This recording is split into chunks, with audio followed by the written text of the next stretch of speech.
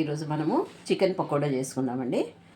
1 spoon కారము, కొద్దిగా ఉప్పు, అల్లం వెల్లిగడ్డ పేస్టు, కొద్దిగా పసుపు, కొద్దిగా జీలకర్ర పొడి, ధనియాల పొడి,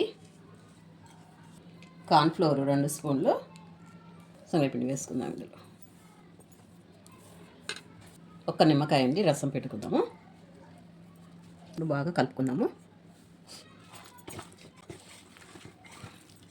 ఇదంతా బాగా కలుపుకొని ఒక 1/2 అవర్ పక్కన పెడదామండి. ఇది 1 అవర్ పక్కన పెట్టాను కదా మ్యారినేట్ చేసి. ఇప్పుడు ఒక్కొక్కటిగా వేసుకుందాము పకోడీ. కలుపుదామండి ఒక్కొక్కటిగా. ఇదండి తీసేద్దాము.